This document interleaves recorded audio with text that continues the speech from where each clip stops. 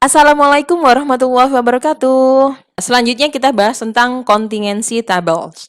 Tabel contingency ini seringkali kita menghitung hasil dari sebuah survei dalam tabel dua sisi dan menggunakan hasilnya untuk menentukan berbagai probabilitas. Jadi tabel contingency ini adalah tabel yang digunakan untuk mengelompokkan pengamatan sampel ke dalam dua karakteristik atau lebih yang dapat diidentifikasi.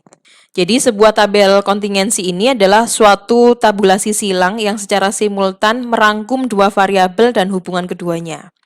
Pengukurannya bisa berada dalam tingkat nominal. Contohnya seperti ini. Survei terhadap 150 orang dewasa mengelompokkan mereka berdasarkan jenis kelamin dan jumlah film yang ditonton bulan lalu. Masing-masing responden diklasifikasikan berdasarkan dua kriteria tersebut, jadi gender dan movie yang dilihat di bulan lalu. Contoh selanjutnya adalah sebuah sampel dari para eksekutif sedang disurvei tentang loyalitasnya terhadap perusahaannya. Salah satu pertanyaannya adalah, jika Anda diberikan sebuah tawaran oleh perusahaan lain yang sama atau sedikit lebih baik dari posisi Anda sekarang, apa Anda akan tetap bersama perusahaan Anda sekarang atau mengambil posisi yang ditawarkan tersebut? Jawaban dari 200 eksekutif dalam survei diklasifikasikan silang dengan lama mereka bekerja di perusahaan tersebut. Seperti ini. Jadi ini adalah lama mereka bekerja kurang dari 1 tahun, 1 sampai 5 tahun, 6 sampai 10 tahun, dan lebih dari 10 tahun. Berapa probabilitas eksekutif yang dipilih secara acak itu loyal pada perusahaan atau akan tetap tinggal dan telah bekerja lebih dari 10 tahun. Nah, syaratnya adalah mereka akan loyal dan bekerja lebih dari 10 tahun.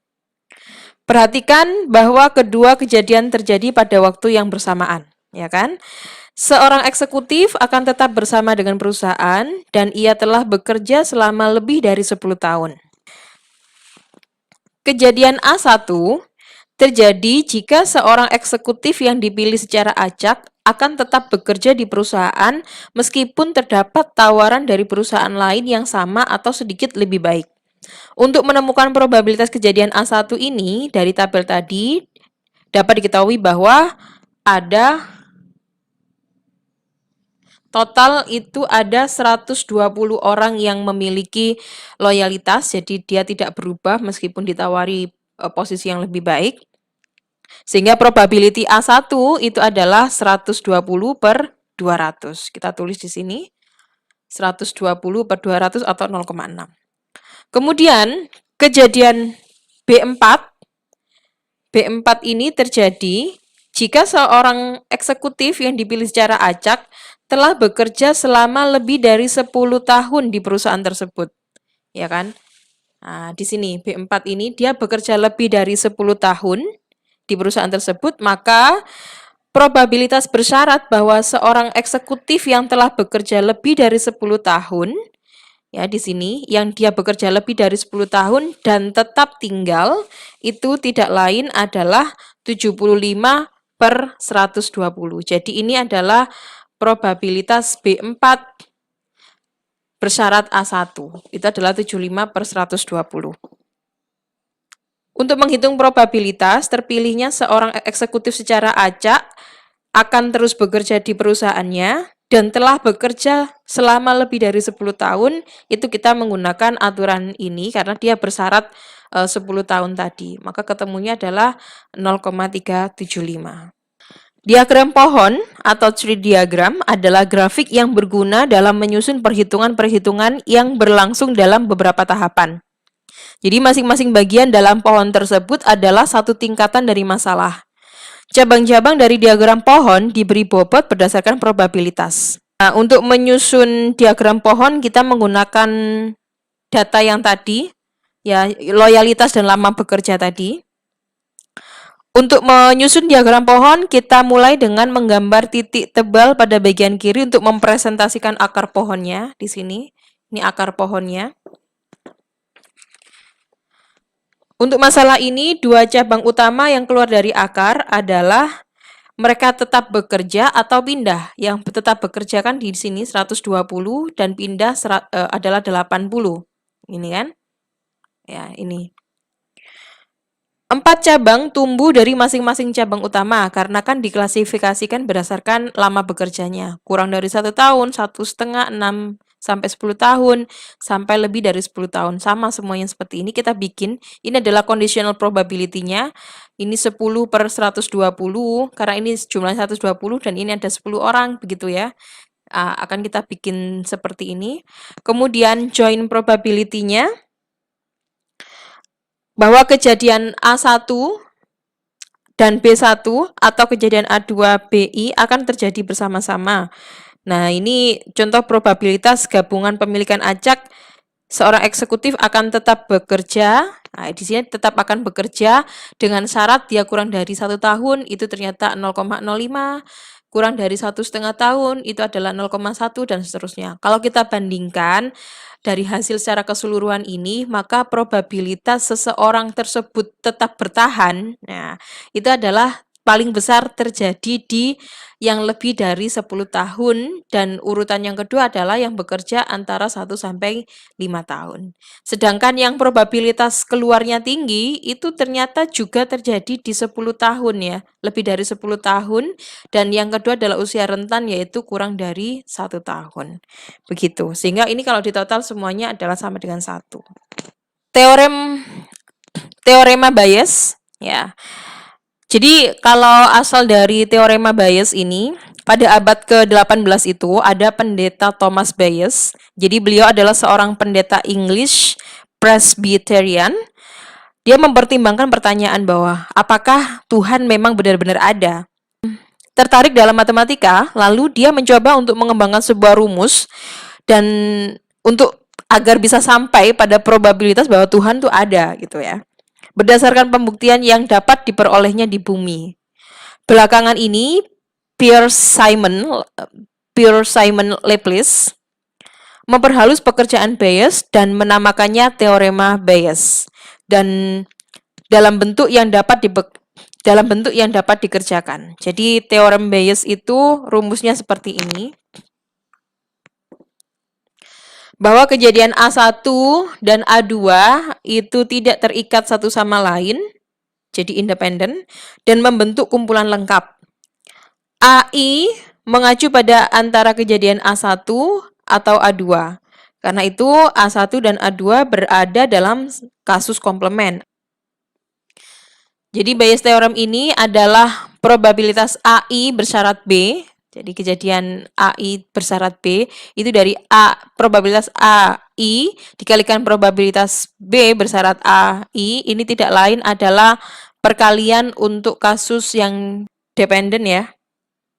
Kemudian ini adalah probabilitas A1 karena A1 bersyarat A1, probabilitas A2 dikalikan probabilitas B bersyarat A2.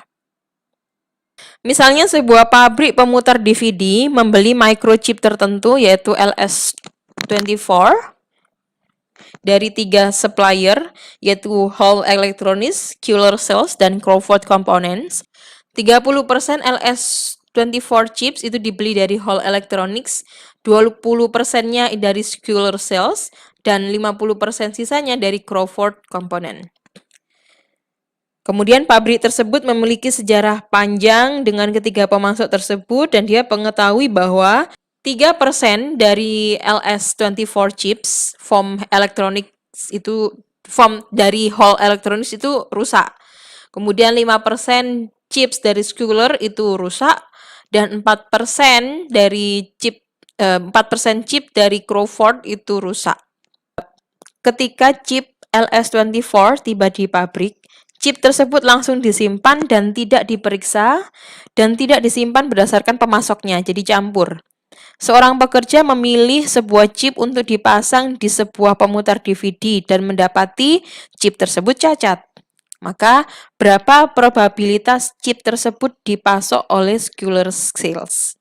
Sebagai langkah pertama, mari kita rangkum dulu beberapa informasi yang diberikan dalam pernyataan masalahnya.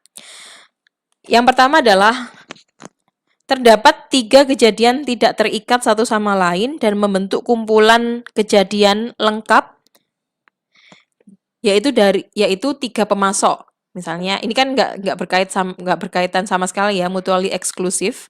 Jadi A1 itu mewakili Hall Electronics dari supplier Hall Electronics, A2 adalah Scullers, A3-nya adalah Crawford.